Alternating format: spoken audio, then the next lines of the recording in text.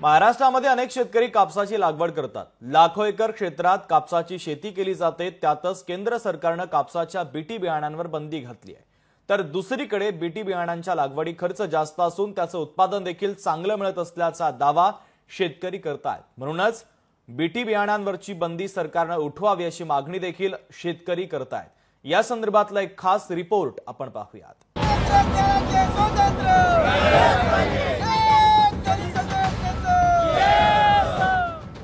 BT बियाण्यावर बंदी, शेतकऱ्यांचा संताप।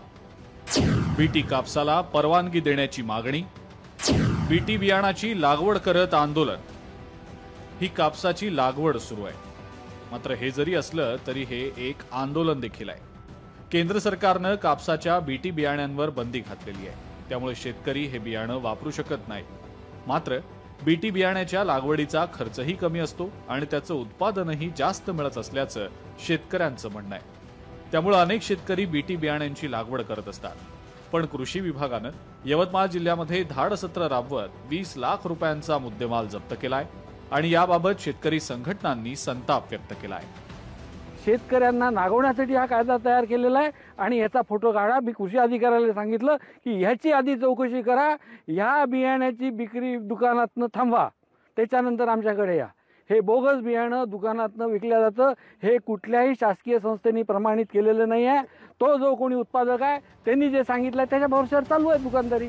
शेतकरी आधीच नापिकीमुळे खचून गेलेत, त्यामुळे बीटी बियाणं वापरून त्यांच्या पदरात 4 पैसे पडत असतील तर सरकार खोडा का घालतंय असा सवाल आता शेतकरी विचारतायत। शेतकऱ्यांना कापसाच्या बियाण्याची निवड करण्याचं स्वातंत्र्य दिलं जावं, तसंच बीटी बियाण्याची लागवड करण्याची परवानगी द्यावी अशी मागणी शेतकरी करतायत। सगळे नियम कायदे बियाण्याचे असो विक्रीचे असो हे सगळे कायदे सरकारच्या अधीन झालेले आहे।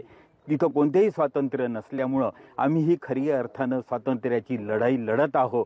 त्यातूनच आम्ही हे STBTचा प्रयोग आम्ही केलेला आहे। दरवर्षी लावतो, उत्पादन घेतो आणि खऱ्या अर्थानं आम्ही देशासमोर एक आदर्श निर्माण करण्याच्या दृष्टीने आम्ही हे सगळं करत आहोत। खरीप हंगामात पोलीस आणि कृषी विभाग शेतकऱ्यांच्या घरी धाडी टाकून बियाणं जप्त करताय।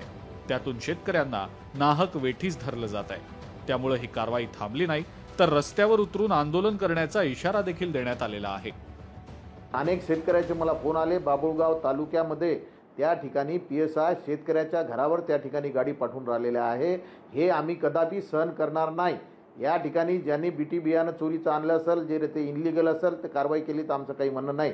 पण शेतकऱ्याला नाहक त्रास जर पोलीस डिपार्टमेंट देत असेल तर आम्हाला सुद्धा त्या शेतकऱ्यासोबत रस्त्यावर या ठिकाणी उतरावं लागेल आणि शेतकऱ्यांना न्याय मिळवून द्यावा लागेल। एकीकडे बीटी बियाण्यांवर बंदी घालण्यात आलेली आहे, तर दुसरीकडे हेच बियाणं वापरण्याचा शेतकऱ्यांचा आग्रह आहे। त्यामुळे सरकार आता यातून काय मध्यम मार्ग काढणार हे पाहायला हवं। संजय राठोड, लोकशाही मराठी, यवतमाळ।